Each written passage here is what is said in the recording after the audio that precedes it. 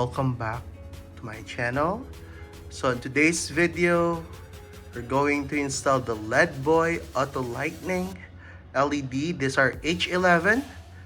I-install natin ang mga to sa 2023 Toyota Vios Headlight. These are H11.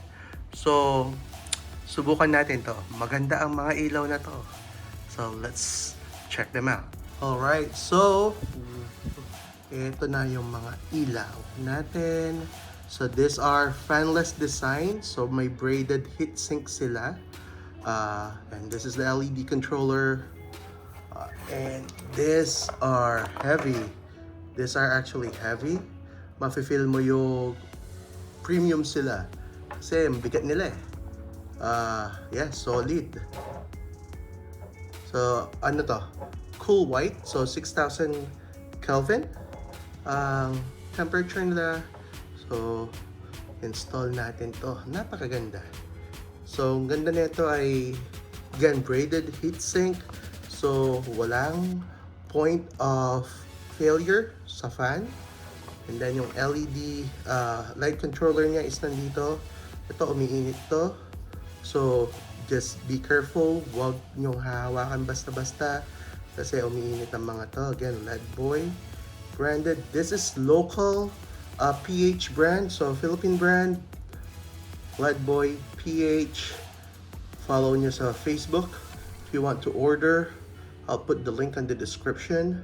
So ito, tara, ang ganda oh. Ang ganda. Alright, so tara, punta tayo sa sakyan para ma-install natin.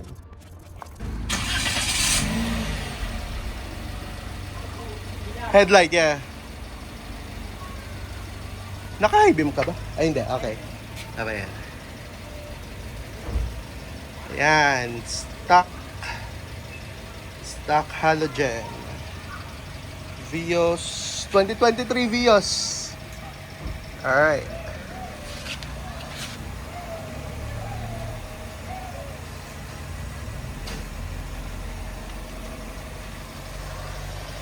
Okay, easy access. Pag alis ng ilaw, stock bulb.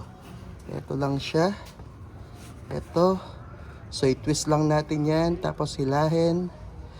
Kung gusto nyong gamitin uli yung bulb, iwasang hawakin yung mismong glass. Or, punasan uli ng alcohol bago gamitin. Alright. So, tanggalin lang natin to. Alright, so ito yung LedBoy LED H11. Ilalagay natin sa Vios. So make sure na spread out yung mga heatsink.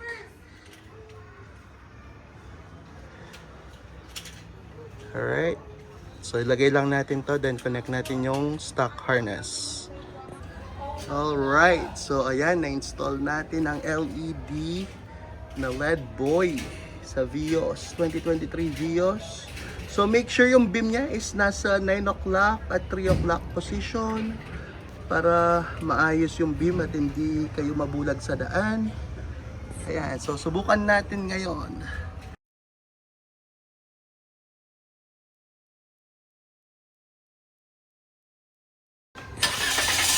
Yan, testing both.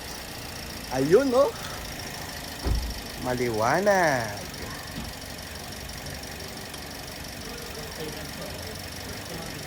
Yeah, dyan din kanina yan. So, no adjustment needed.